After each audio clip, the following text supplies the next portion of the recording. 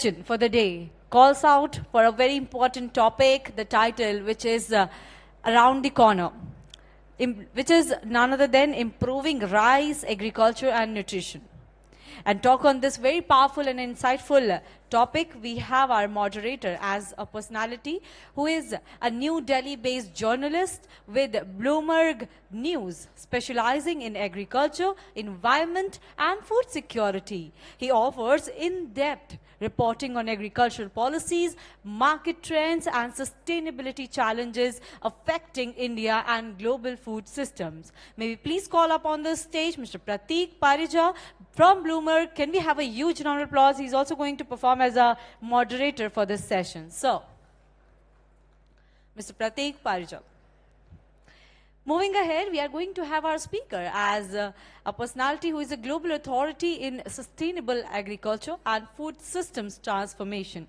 With over 3 decades of leadership in agribusiness, supply chain infrastructure, and food innovation, a member of the FAO Global Forum on Food Security and Nutrition. He currently serves as a National Technical Coordinator, Food Systems and Private Sector at FAO India. Ladies and gentlemen, please put your hands together for Mr. Sanjay Sethi from FAO UN. Can we have a huge round of applause, everybody? Thank you. Moving on, we have our next speaker as a personality who is a co-founder and chief operating officer of Varaha, a climate tech company empowering smallholder farmers across India, Nepal, Bangladesh, and Kenya through regenerative agriculture and nature-based carbon solution. Ladies and gentlemen, please welcome Ms. Ankita Garg, co-founder and COO of Varaha. Can we have a huge round of applause for ma'am as well? Moving on, last but not the least, we have a speaker who is a partner at EY India and national lead for agriculture, social and skills sector, bringing extensive experience in transforming agribusiness and rural development ecosystem across more than 20 countries. He has driven initiatives on climate smart agriculture, livelihoods, and digital platforms for the agricultural value chain. Ladies and gentlemen, please put your hands together for Mr. Amit Vatsayan, partner SAT EY. Can we have a huge round of applause, everybody? Sir. Now, handing over my mic to Mr. Prateek Parija from Bloomberg for moderating this one of a most insightful session of the day. Mr. Prateek Parija.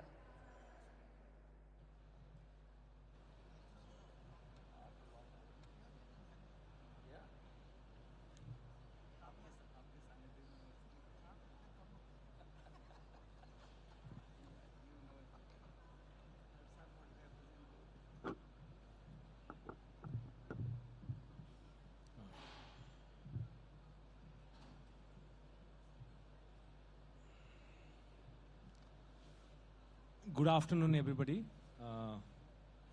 We're just going to start the session. I'll just start asking questions because I'm a journalist. I normally don't discuss things. I'm not a commentator, but I write and report on agriculture and food-related issues. So I start with Ankita ji first. Rice is a staple crop, but a major water and methane challenge for India. India has twin goals, like, India needs to increase productivity as well as, do rice farming. That's the goal, like bigger goal, like rice farming, sustainable rice farming. So could you tell us, like, how India should do, should increase productivity as well as do farming sustainably? Yeah, thank you. Thank you so much, first of all, for this opportunity to bring me to this forum. It's a delight to be speaking in front of this audience. So yeah, definitely, when it comes to rice as a crop, the world is dependent on rice. India specifically is highly dependent on rice. A large population of farmers in India are dependent on rice. Having said that, there is also a large impact that rice has in terms of the methane production. And that's why there is a need to reduce this methane production. There are several technologies today which are available such as the direct seeding of rice, alternate wetting and drying of rice. Within rice, we are also aware that there is a big issue of crop burning, which can instead be stopped, and this residue can further be incorporated into the soil. So all of these measures can be taken in order to reduce the impact that rice has. Having said that, this is not an easy feat. There is a big barrier in terms of the mindset, in terms of the infrastructure, and in terms of the know-how to adopt these technologies at scale at the farmer level. And in order to envision this, I would also like to introduce that as an organization, we, Varaha, work heavily on rice, where we handhold the farmers to provide them with the required machinery, the infrastructure, the support, the know-how, such that they are able to transition to these technologies. We create success stories as farmers and then further connect these farmers, create network effects through our implementation partners. We have close to about 50 plus implementation across different geographies, and we are reaching out to close to 30,000 farmers across the northern India, southern India, as well as western India. And together, in order to scale this, technology plays a very important role.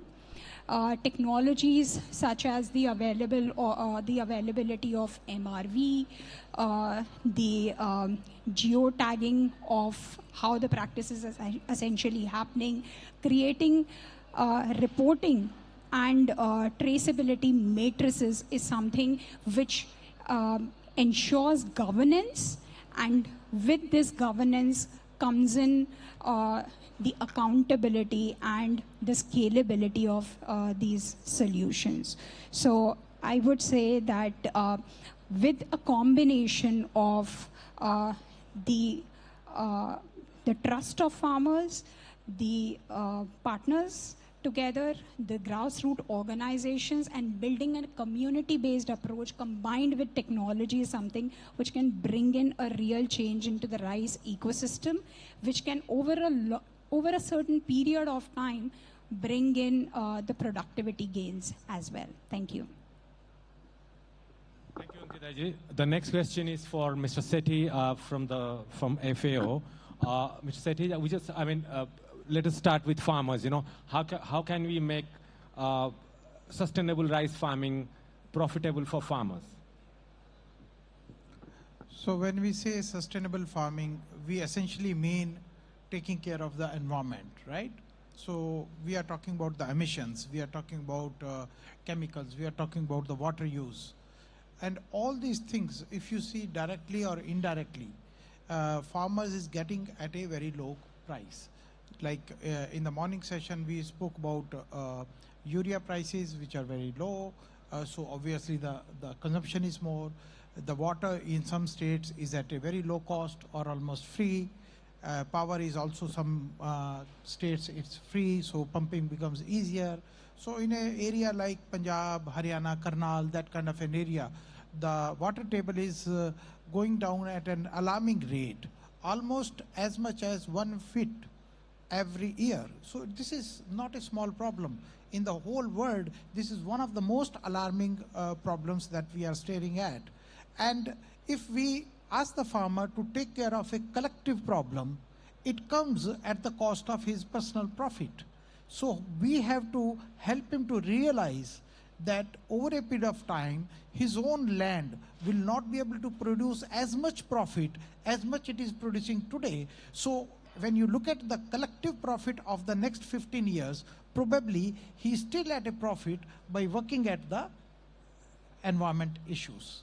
Similarly, on the productivity issues. So the farmer is always confused between balancing productivity with sustainability and sustainability with his own profit. So your question is that how can he balance all this and yet not lose money?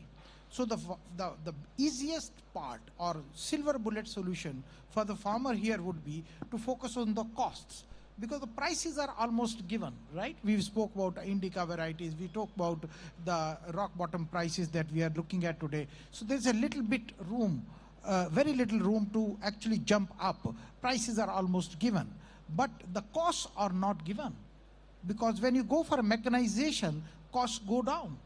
But the mechanization has a huge barrier in terms of availability. A farmer which is slightly better off in Punjab and Haryana has access to those equipment, but a farmer who is in Odisha and Chhattisgarh, we do, by the way, project in all the 4 states under JEF 7, and they don't have the simple equipment or the combine harvester or the things of that side. You need mechanization for transplanting, you need mechanization for direct seeding of rice, you need mechanization for harvesting and also the weeding operations. So you need mechanization everywhere. Everywhere the cost comes down, but the access to those equipment is limited, because the government has provided some machinery, and sometimes those machineries are also not properly uptaken because those custom hiring centers are not very efficient. So for farmer to increase his productivity, we need not only work on his personal productivity and the personal profit, we should also look at the social or the Gram Panchayat level issues, where we talk to the farmers collectively and look at the total Panchayat level issues collectively, where everybody grows in a particular coordination with each other. If I do the DSR first, all the rats in the village, they come to my farm. But if everybody does the DSR at the same time, then all the rats are actually, rodents are divided. So the loss is minimal. So all the good benefits are actually looked at by disincentive. They look at as a disincentive if we do not look at the collective problem. So in a state like Punjab and Haryana, it is difficult to bring the farmer to the classroom. So the teaching method there has to be very different, because he is already knows a lot and he feels that he doesn't want to know more. So how will you communicate to them? Probably by bringing them together to a place where it's more like a jalsa, so more like a fun and frolic, and you give them only 1 or maximum 2 such messages. Like few years, 10-15 years back, we gave them only one message, that do the sowing early, do it before 15th of May. Every farmer started doing it. Do the sowing early for the wheat. Everybody started doing it before 15th of November. So when you give a simple message, one message to everybody, and when you do the demonstration, not one farmer here, one farmer there, one farmer there, do it in a cluster so that it's visible near the road. When somebody goes, the entire thing looks like together. What the hell? I have not grown. How come these people have already done the sowing? That means they have done the DSR. That means DSR works. So when you have such kind of an approach, the entire community moves together and they move towards not only profitability, but also productivity, as well as they work on those issues which are sustainable issues. And the market also responds, not by paying for the sustainability alone, mainly for the quality. They go for, because I will be able to ask them that kindly dry my paddy and then give it to me. So drying means if we reduces the moisture by 2%, the trader has actually gained money by 2%. So that much money he can give back to the farmer easily without giving from his own pocket. So everybody works, everybody gains, and the profitability of the farmer also goes up. Yeah, thank you, sir. But yeah, I mean, what I understand is sustainability obviously increases costs of farming. Hence, it increases the price of the product, right? So my question to Amiji is, how can companies boost demand for sustainably grown rice or any other commodity that is sustainably grown in India? Thank you, and I really appreciate IRF inviting us for this conversation. It's a very important conversation in today's time. I think it's a very valid question, and so a few things to note. I think if we look at the demand around niche products, especially around products which have got sustainability benefits and also health benefits, I think there has been a growing trend globally as well as in India for these products. I think the question is really about that how credible is that claim. And I think what companies can really benefit from is looking at very strong traceability systems, looking at how the internal control systems which are put in place, in the procurement itself for whatever is being claimed is being adhered to. I think if you look at the market, I think there is clearly multiple segmented market for specialty rice, for example. So for example, for black rice, there is a clear market. Kala Namak rice in UP has got a very clear market opportunity. So developing these strains and positioning these strains wherever there is a clear consumer preference for it are all areas which are a win-win for both the companies as well as for the income of the farmers. I think government also has a critical role to play because the transaction cost of running these systems are quite high. So, for example, with initiatives like AgriStack, which Government of India is building, which responds to at least reducing the cost of accessing information, is going to be also very critical. So, for example, AgriStack responds to the fact like who's the farmer, what land are they on, and what crop are they growing, right? So, these basic information kind of then sets the verification process where today, for example, the way we trust Aadhaar, these kind of digital public infrastructure kind of creates the base for verification and traceability. And then on top of which the companies can build, because earlier companies had to build the whole 9 yards. So I think that combination of good public-private partnership where government builds the digital infrastructure and private sector kind of builds on top of it to look at traceability systems, market positioning, I think is the way to go when we are looking at, specialty rice, sustainable rice being positioned. What about pricing, sir? If you could sort of, how do we convince consumer that, this is the right product you should buy, which is basically beneficial for your health? So a couple of things. I think in the last 5 years, and there are public surveys available, consumers are showing a pattern, and it's not, there everywhere, but there are pockets. So I would not say that, everybody is a discerning consumer and paying for it. But if you look at metros, for example, there is a clear tilt towards consumption around specialty rice. So rice which is supposed to be higher on nutrition, for example, a rice which is supposed to have lower pesticide content, for example. So many of these are clear attributes where there is a differentiation on pricing. So I think it's important to kind of look at how do we develop those and how do we claim that space. Thank you, sir. Ankit ji, the next question is for you. How do you sort of, when you talk to farmers, do they register your idea saying, why should a farmer grow sustainably? I mean, he's only worried about his 2 acres or, 1 acre of land. India is 86% of the farmers are small and marginal farmers, So why should he take interest? I mean, how do you sort of convince farmers to grow rice sustainably? Yeah, thank you for this question. And this is a very valid question. There are definitely a lot of barriers that exist amongst the farmers when it comes to sustainable production of rice. Of course, it's a smallholder farmer. They do not have a long-term vision. They aren't looking at, let's say, the next 5-year horizon or a 10-year horizon, thinking that if I grow the produce in a sustainable manner, it will maybe stay for generations. In such a context, you have to provide them with mechanisms, with incentives that also work in a short run. So how does one do that, or at least how we do this as an organization, is to provide end-to-end support.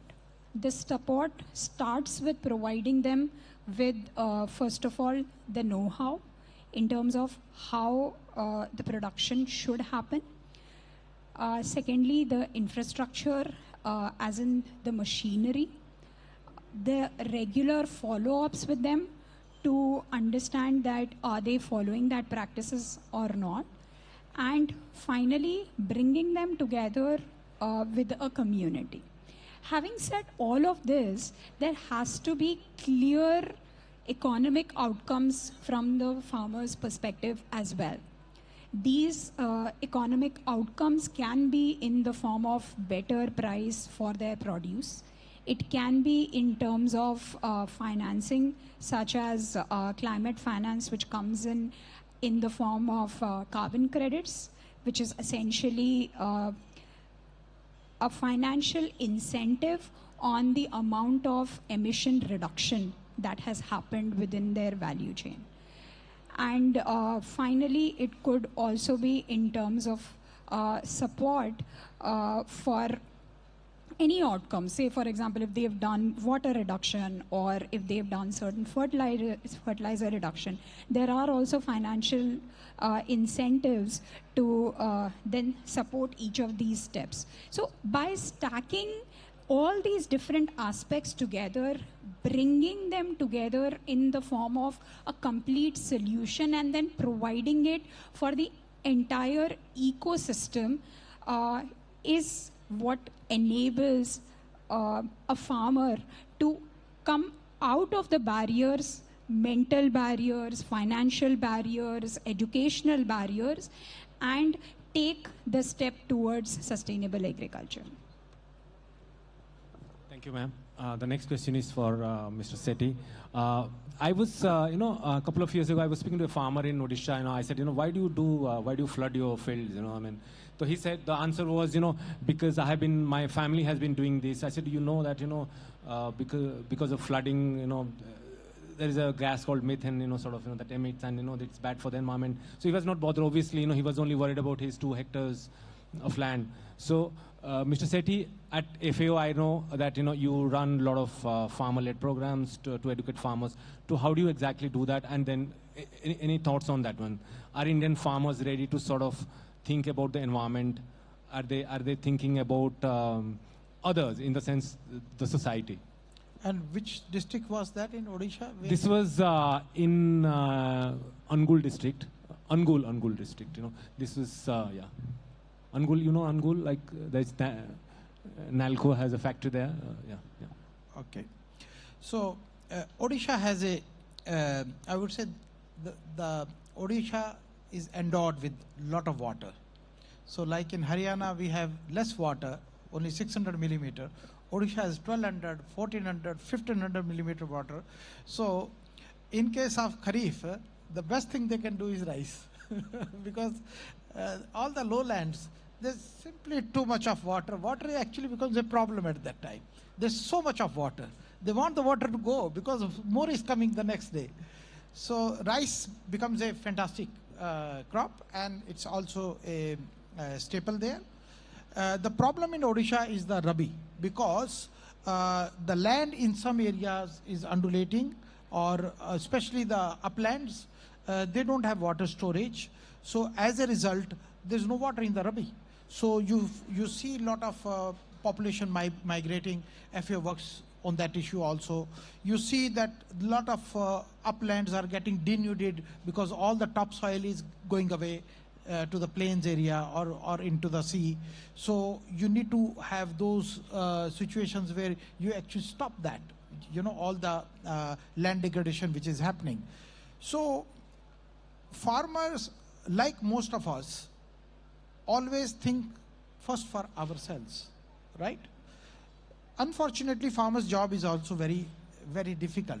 In the last few years, Government of India has actually made it slightly easier because of some insurance or some other subsidies here and there. So his life has become a little easier, but still it is a very, very hard life. So wherever you see the farmers are becoming a little prosperous, like in North India, in Punjab, Haryana, they don't want to work as much they were doing earlier. So they either take the help of machines or they take the help of labor. So now there is a little bit of change in thinking that what are the technologies which are available where I have to work less. So that is also one of the drivers. Money is not the only driver. This is also the driver. The third driver is that where I can finish my job fast so that I do not miss the next season. Because in some areas, they take the third crop also. They get 90 days in June, July, or somewhere in the middle of May. And between wheat and the next rice, they take moong, or they take some crop which is like a green manuring crop. So they take sesbania, dhancha, and then they put it back into the soil. So these are very, very smart farmers. So they know. There is a lot of farmers who are actually trying to diversify. And when they are following DSR, they are following AWD, that means it works. Unfortunately, when they try something, and some of the farmers, they try it the wrong way, and they get a problem. For example, weeds problem in DSR is a major problem. So when they see their yield going down, they think it does not work, and they don't try again. But when they see some other farmers who are trying year after year over the last 10, 15 years, that means it is working for them. They are more laborious. They are more enterprising farmers. So the farmers are also of different types. And within India, you have different states. So the farmers are also different type. In my opinion, if we are expecting farmer to do the heavy lifting and think for the entire world, I think we are approaching the extension the wrong way. When we are doing the extension, we always look at the technology from the point of view, whether it will make the life easier for the farmer, whether it will reduce his cost, or it will increase his productivity or the profit, or it will make him feel ahead of everybody else in the village that he is trying something new. So when these things are happening, the farmers actually adopts. And within that, we put in our goals as extension workers, that we make sure that the new technologies are actually water saving technologies, or climate resilient technologies, or we can take the genetic sources, genetic interventions, the new varieties. They are more resilient, not just to less water, but also to the flood situation. Or the new varieties are more tolerant to the various kinds of weed pressure, or various kinds of the pressure from the pests. Or you want to come out with those technological interventions which are more climate resilient. Or you want to come out with those cultural practices, which are actually, some of those are not new. They were there long back earlier. For example, there's a technology called stale seed bed. If you put that technology before the rice cultivation, actually your yield goes up, your water requirement comes down, you have less chemicals needed, because the weeds these days, gone are the days that farmers will go and take out the weeds with hands. Now they don't even take out with with machines as much, because either the access is not there, or the machines are expensive, or they feel that let me put herbicide and solve the problem. But that herbicide, glyphosate, which you put it to the soil, it will kill all the good microbes. So the quality of your soil will also go down, and possibly some of them will find its way into the grain and into our body, and then the diseases in the human beings are also linked with that. So how do we solve these problems, that the chemicals in the food go away and the farmer does not feel that he is doing a Samaj Seva? He feels that I'm doing it to increase my profit or reduce my cost. How do we do that? We simply tell them that follow these cultural practices like stale seed bed. What it means, that you put up the water in the field and allow the weeds to germinate, because all the seed banks are there in the soil. Previous years, rice, paddy seeds are also there inside. So once you allow it to grow, all of them come up. And when you come up, you do one harrowing of the field. So all the weeds which have germinated, you have put it back into the soil, and then you do the sowing. And now the crop comes out very well, and you don't need any more so much of herbicides. We are still struggling as scientists that can we grow DSR or the rice cultivation without water, that means puddling in the water, and without application of pre-emergence application of herbicide. Even now, one pre-emergence in the right way, in the right technique, in the right advisory, if you give it, you don't need the second one. But the problem is that we are not able to solve that one pre-emergence application, and we are not able to solve the problem that many farmers actually have to go for the second application of herbicide. So all these things, they require a lot of training, capacity building, support to the farmer, knowledge of the farmer. These are knowledge intensive technologies. So that means we have to sit with the farmers and actually help them to understand how this is done the right way. Like some of us, we use certain technologies better, and some of us, we don't, we have a phone and we do hardly 4 or 5 things. And sometimes the young generation comes and they're more tech savvy and they take out much more from the same phone. So similarly, farmers also, they need to understand it's a knowledge driven technology.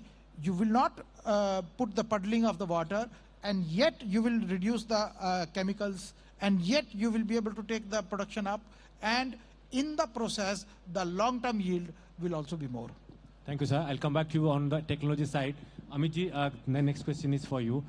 How can government policies support sustainable farming in India? Do you want to comment on that one? What kind of government policies you think? I would respond at He is the guru on government That's what I asked policies. him, So he is well embedded into the system. Sanjay, you're very kind. So I would respond to it at 3 levels. I think one is around the varieties and the genomics.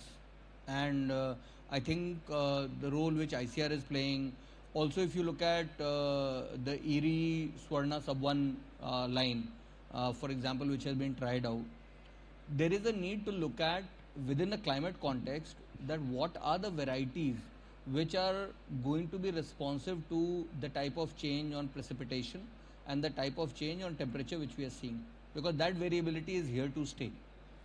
So I think looking at genomics, and I would also dare say that to some extent greater public-private participation with ICR is one of the things which is being actively discussed.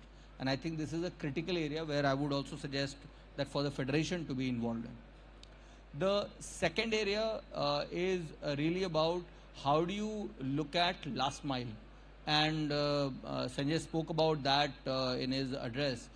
And I think the last mile, a lot of that is going to be happening about how some of the schemes are also going along. So like, for example, PM Pranam has been put together, right? So within that, how do we use and leverage the KVK network? There are 600 plus KVKs which are existing and languishing at some level in the country, as well as the farmer producer organization networks which are there.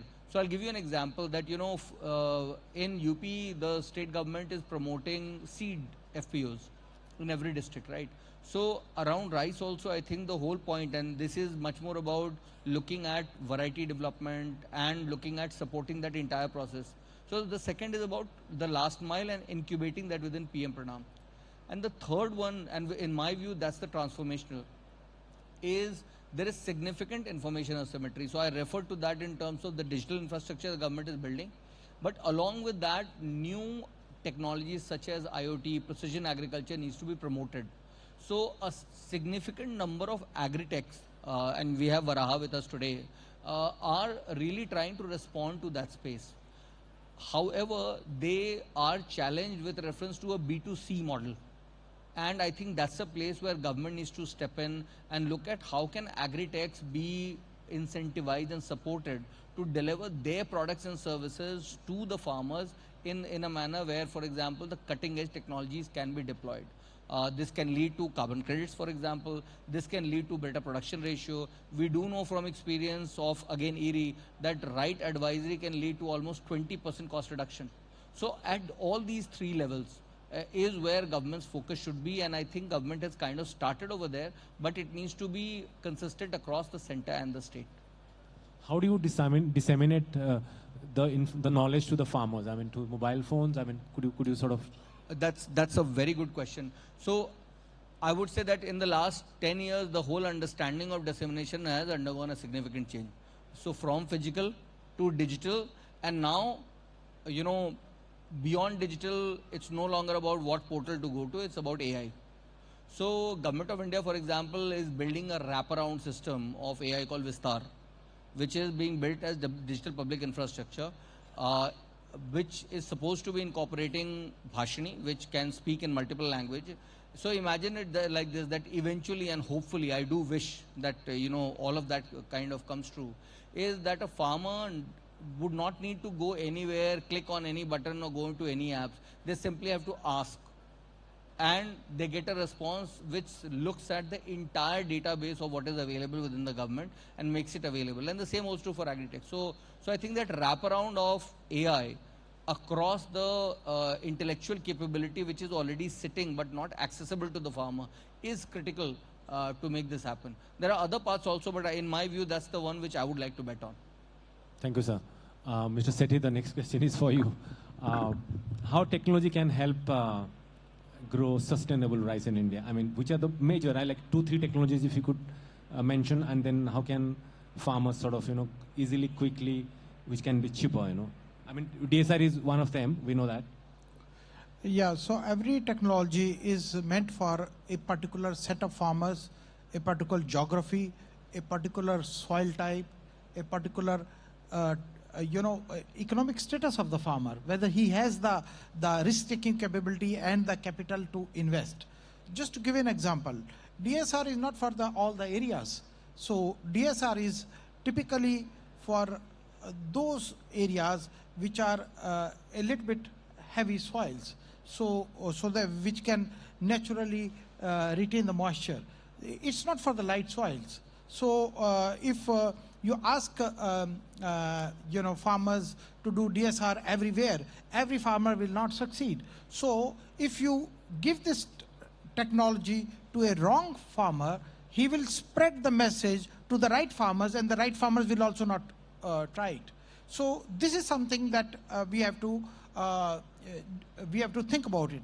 We need a decision support system. Your question is basically about the decision support system.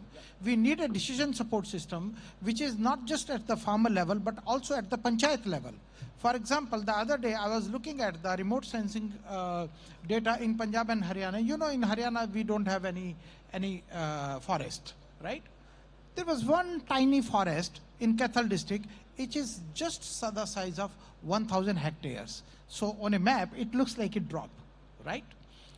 But if you don't do anything, this 1,000 hectare will become 990, maybe 2-3 years down the line. But if you ask farmers all around that to put up some fruit trees or some dense food forest or something like bear or maybe guava, India is having the advantage that it has huge production. We are the largest producer of guava, but we almost zero export of processed guava. The entire processed guava goes from neighboring Thailand. Why? Because we have not invested into the processing technology. So if we take the example of a company, very interesting company, Amit, Cutrale, it's in Brazil. They have looked at the citrus technology. The entire village, not one village, maybe 10, 20 villages, all of them grow citrus. And then they do the harvest in the most professional way with the least, food loss. They take into consideration the entire advantage of the logistics. They come and take the entire thing in the most professional way. They deploy the cold chain. They make sure that the entire thing is done in such a way that the cost and the quality is the best in the whole world. So that's why you see from Brazil 2 shiploads of citrus juice. They come to Tampa Bay almost every week. So this is the kind of scale that they do. Similar scale, if we want to bring it to, let's say, guava, we would be able to ask those 4, 5, 10 processors to set up their processing unit and help them to have the captive processors which are there, the farmers which are going to supply them. Unfortunately or fortunately, in a country like India, we have so much huge demand for the fresh produce, whether it is guava or any, that it does not make sense for the processing to come in, because processing succeeds only if the prices are rock bottom. And here we have all gathered not to give to the farmers the rock bottom prices, but the best prices. So that means we have to have the grade A, grade B, grade C. Grade A goes into fresh consumption, and it is a grade C for those 90, 190 or maybe maximum 200 days when the prices are the lowest, then the processing comes, and they look at which variety. Okay, I need Safeda variety. So then you have to give them that Allahabad Safeda, which is needed for the processing. And when they do that processing, then the farmer has to do it the right way. Because if the processing is being done in a good way, and they want to claim that there are no chemicals in that, then the farmer has to take away the chemicals. So can you see how many technologies we are talking about? So all those technologies, they all start with the consumer. Who is the consumer? How much is the premium that he can pay? Are we going to have a run-of-the-mill fruit concentrate when put so much sugar and then give it to everybody? Almost all of us have stopped drinking that kind of a fruit juice. We are looking for fruit juice which is as good as freshly squeezed homemade fruit juice. So there are technologies which are available, which are lightly pasteurized, which retain that fresh aroma and the quality of taste and the entire nutritional value. So when you start with that, then technologies are needed in the supply chain, at the farm level, at the pre-harvest, post-harvest, even technologies, the genetic technologies for the upgradation of the varieties, so that instead of getting that window for 90 days or 190 days, can we get that window for 200 or 250 days? Because the factory has to survive. Also, it cannot survive on processing just for 90 days or 190 days. It has to keep functioning the whole year. So what will they do for the next of the year? So all that planning starts with the end consumer, and it is done by the private sector. It is beyond the job of the government, and the private sector is being driven by or advised by organizations like EY, because they are the ones who are actually guiding them, but they are also waiting for the bold entrepreneurs to come who are ready to take the bullet. Thank you, sir. There is a company called Rose, that sells fresh shoes, claim to, must have seen in shops. So the next question is for Ankita ji, can carbon credits or green finance encourage sustainable rice farming? Wonderful question. Sure. Yeah, I mean, that... Sure. I mean, that is the belief that we work with as an organization, right? And with that belief today, we are reaching to 30,000 rice farmers, right? And we are promoting the direct seeding technology to 14,000 of such farmers. So it's actually happening as we speak. And the way this mechanism works is via, first of all, providing them with the guidance, but then also providing them with the incentives. I mean, just to give you an example of the entire value chain and how does this actually work, and I'm gonna take an example of a certain area that we are working in. So we start working with the farmers, starting with conducting local stakeholder consultations. In these local stakeholder consultations, the farmers are informed about the program, and they are informed about the benefits that they can get from the program and what are the responsibilities that they would have under this particular program. They are then further onboarded onto a carbon credit program, where then they are required to essentially share for a period of time what are the different practices that they are doing. This is captured via mobile-based applications. So the entire process is captured throughout the season, and there are geotagged images of the machinery, for example, for DSR, which is being run. And further, once this information gets captured, this is also validated using technologies such as remote sensing. So the remote sensing technology helps with identification of crops, of practices being followed on the field via different models that we've built.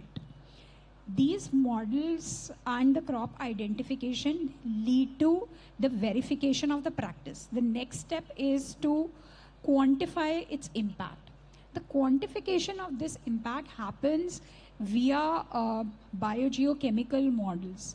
These are process-based models which are used to quantify the impact of each of the practices, but also throughout the season, whatever practices have happened, they are quantified using these tools and further submitted to different registries. There are registries such as Vera, such as Gold Standard, who issue certificates. So a certificate essentially is every ton of carbon dioxide equivalent that is removed from or reduced from the atmosphere leads to the generation of a carbon credit. And this is entirely a tech-based system, as I explained, the initial data capture, followed by data validation and the quantification. The way technology plays a role in this is to build trust. Because currently, see, trust is the biggest commodity when it comes to whether we are talking about the farmer level or we are talking about the buyer of these outcomes. So the entire trust gets built with the help of technology. Similarly, the next step is the residue which gets generated. This residue can also then further be created into something called as biochar. Biochar in itself has a value in the market. It leads to the generation of carbon credits. And if it is put back into the soil, it further improves the quality of the soil, thus further enhancing the value of the field itself. Thirdly, the produce which gets generated, this produce is also tracked via certificates. For example, there are region agri certificates. So essentially a region agri certificate consists of 65 different parameters that are measured, which start from what are the kind of practices which are happening, how the farm is being maintained, what is being applied on farm. All of this information is captured along with proofs via, again, systems, and these certificates, once verified, are then associated with the produce itself, which helps the farmer in getting a better price. So these are all the mechanisms which are in play. And as an organization, with the help of technology, with the help of community engagement, we are currently enabling this. Thank you. Thank you, ma'am. The next question is for Amitji. Amitji, can minimum support price policy encourage farmers to save water on their crops? You kept the best for the last, huh? So I would say that these are hyphenated questions. Because minimum support price is much more about how do you stabilize the market, really. In terms of looking at whether they can be produced in a sustainable manner, and I go back to what Sanjay was saying, that sustainability to me is not a more expensive proposition. It's actually a cheaper proposition. So the question is more about what are the methods which can be used to, so if you look at DSR also, and if you look at government data which is coming in, it says that it's about 15 to 20% cheaper to produce. So in my mind, I think it's a question of, are we doing the right extension? Are we taking the right variety? And are we really providing the right services? Some of the ones which, Ankita was talking about in terms of what Varaha does. So if you look at it from that perspective, I think, so in my view, irrespective of the market, including MSP, the question of sustainability is most about, is it creating greater ease for the farmers to produce, and is it actually cheaper? Both of these need to be done, because see, convenience is a critical aspect which often gets overlooked while designing technical proposition. So if we think about that, then in my view, I think there's no reason why sustainability approaches will grow with or without MSP. No, I'm just saying, if we offer a better price, government may say, okay, we'll say 50 rupees per kilo extra, for a sustainably grown rice. Is that possible? So theoretically, yes, but I think if you look at the way our procurement is done, it would mean, so we tried something like this, and this was not even that. It was about differentiating between broken rice and proper rice when we were helping Chhattisgarh government do procurement optimization. So it would need segregation down till the level of procurement at the miller level. And I think driving that is a very expensive proposition. So until that kind of a system comes in place, otherwise in my view, that particular incentive may not work. You want to say something, sir? I would like to say that the government policies, they are driven by the logic, but those are also implemented with the palatability of the masses. For example, DSR is a technology that we want it to happen. Government actually has put 4,000 rupees on the table. Anybody can come pick it up and do DSR. Fantastic. And it's not that the government just gives it. They do the ground truthing. In the month of August, they will actually come and find out through the system of their agriculture development officers whether actually the fellow is doing DSR or not. Similarly, diversification. If you don't want to grow rice and you want to go for horticulture, any crop, take 7,000 rupees. Government is giving that. And farmers are coming. Somebody is doing maize. Somebody is doing oil seeds. Somebody is doing pulses. Somebody is doing potato or some other crops. So there are some different crops they are trying under shade net, under the open conditions. So all those diversification, these are also policies. So the policies are coming, and they're coming in a very, very clear, predictable way. That sustainability is pushing those policies. Sometimes this is a knee-jerk reaction and suddenly it comes. And sometimes it comes slowly, and you will see over a period of time, either with the help of regulation or with the help of incentive, the sustainability will become a norm. Yeah, thank you, sir. I've got a question for all of you, all three of you. My last question: how do you envision the rice farm of the future, say in the next 10 years in India? I mean, we talked about sustainability, nutrition, like better quality rice, which is good for health. But how do you sort of envision the model rice farm, say in the next 10 years?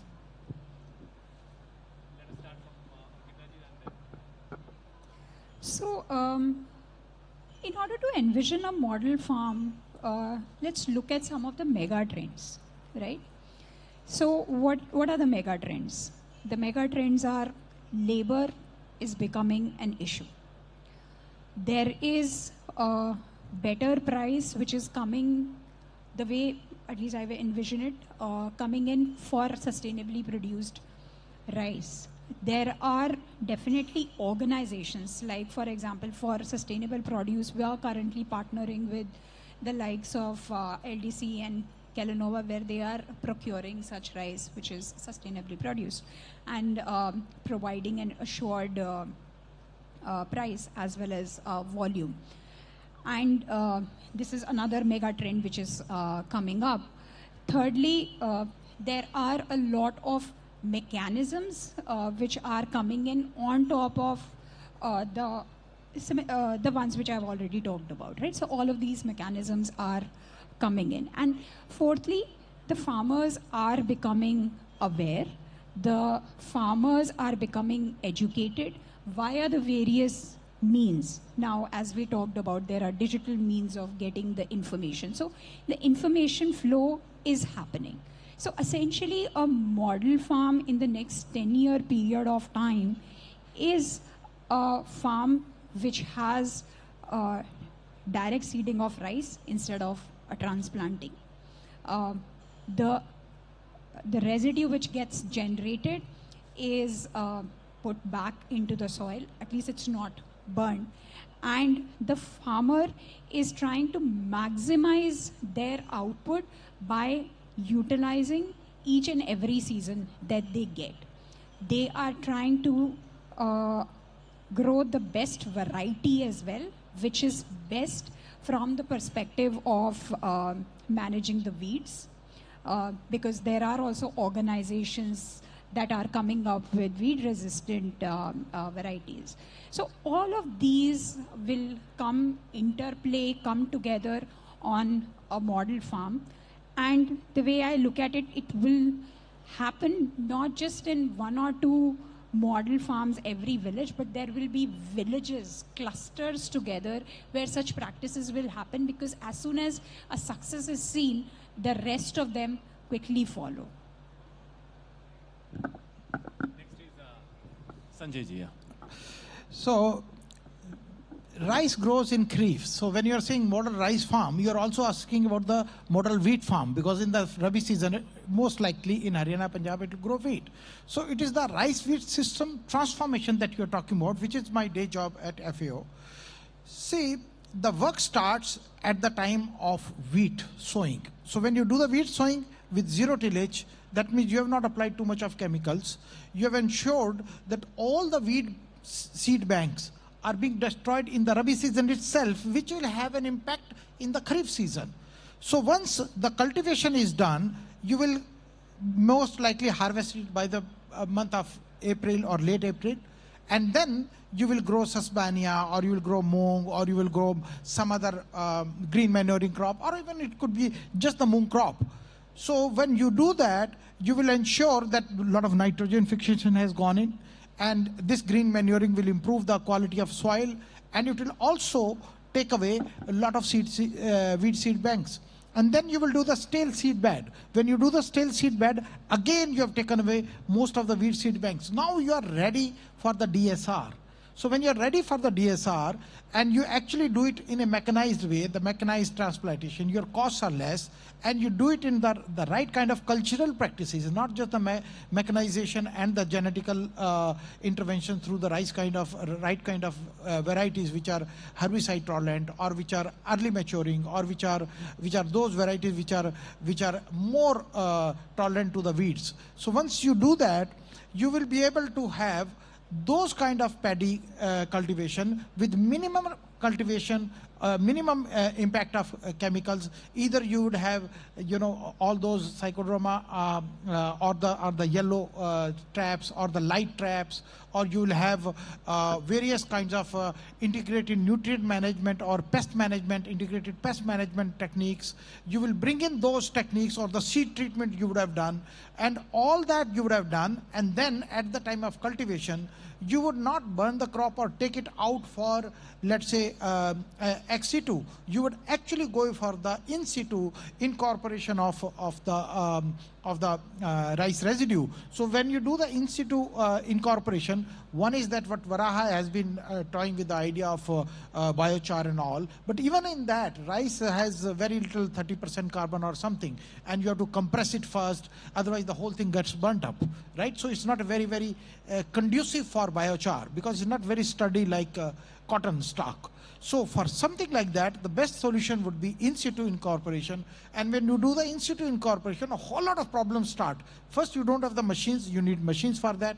Second, a lot of farmers don't have the confidence into the decomposer. They think it doesn't work so much. It didn't work for that ICAR. So see, the news has also reached you.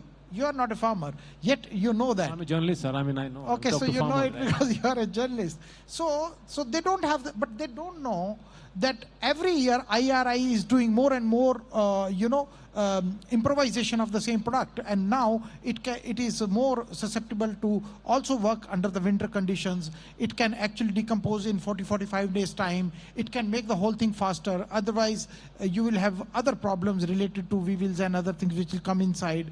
And when you do this in the right way, with the right application, and maybe with a little bit of nitrogen application, the whole thing gets decomposed and then available for the soil itself. And when you have these kind of things, then you also start thinking about, what about all these chemicals, all these glyphosate or herbicide which I put into the soil, they are through the grain going into my body. How do I reduce that? So can the decomposer can have one more element where it also decomposes all the pesticides, all the herbicide which is there in the grain or in the soil, so that it becomes harmless for us. So all these technologies are coming one by one. It is not something which is, I mean, they are there in the laboratory stage, some of those, but with our push, little bit push from EY and some of our right thinking organizations, ICR is actually pushing these technologies into the field, and they're all coming one by one, and we should be ready to take those. Thank you, sir. Amitji, your comment? I'll just, another question I'll add, if something like, in case of palm oil globally, we know that RSPO and MSPO, they have this sustainability branding. If something comes up for rice, what will you do? I mean, so there is also already something globally for rice called GRISP, which is the CGIAR's platform on this. And if you look at Southeast Asia, there is SRI platform, Sustainable Rights platform. So I think I have been advocating over the last 10 years, at least in India, that for major commodities, there should be a multi-stakeholder platform. And a platform which is not driven by the lowest common denominator of regulation, but rather is setting its vision high and is setting the new norms, which is exactly what RSPO did if you look at palm oil during its time. So definitely, sure. So as part of the, if you ask me in 10 years, what is it which I see? For me, it's a, 4C framework really. Consultant, now I need to come up with some framework. So I think the first one is about, convenience. And by convenience, I mean a significant degree of mechanization, IoT moving from, big farmers to actually being made available for a smaller farmer, mechanization really reaching that point. So that I think is now being driven to scale, thanks to both government and private sector's entrepreneurship. The second is around cheaper to produce. So DSR we already talked about. I think as we look at greater dynamism in the varietal space, we will see, more capability coming around producing rice per hectare to kind of fall down, including the energy consumption per hectare. It will also fall down because the information which we talked about, information asymmetry which currently drives cost, will also become much less of an issue. So that's the second C. The third C is coordinated. And there I think lies the question which you were asking, that coordinated both at national level. I mean, it's a great place for IREF to think about that, how do we build a much greater consensus given the importance of rice right over there, but also at a cluster level. I think the citrus example what Sanjay was talking about is very similar, that there is more and more clusters developing for specialty rice. Now that decreases the cost and goes to the point which you were saying, that how can procurement happen in a cheaper manner, because currently it's fragmented. So all we have is basmati where there are some level of clustering, but for others. So that's the coordinated part, which includes a focus on export, a focus on traceability, and lastly climate resilient, which I think is about looking at how do we prioritize and incentivize varieties which are responding to the climate and leads to lesser failure. And how do we add income incentives through the carbon market in the climate resilient space. So those are my 4 Cs: cheaper, convenient, coordinated, and climate resilient. Thank you. Thank you everyone. Thanks for your time. It was a nice session. I gained a lot of knowledge from you guys. Okay, thank you very much.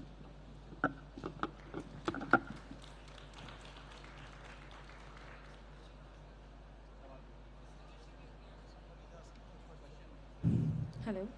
Thank you so much, all the speakers as well as our moderator. And now I request, sir, you want to say something? We have a suggestion.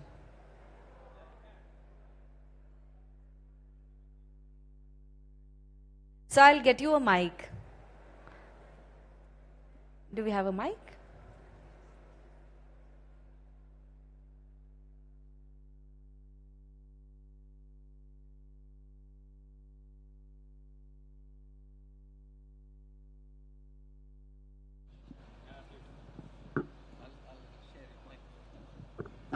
Thank you very Yes, sir, it's on.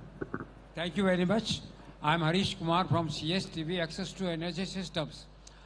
My question is that government has so much training programs, so much KVs are there, farmers, producer organization there, incubation centers there.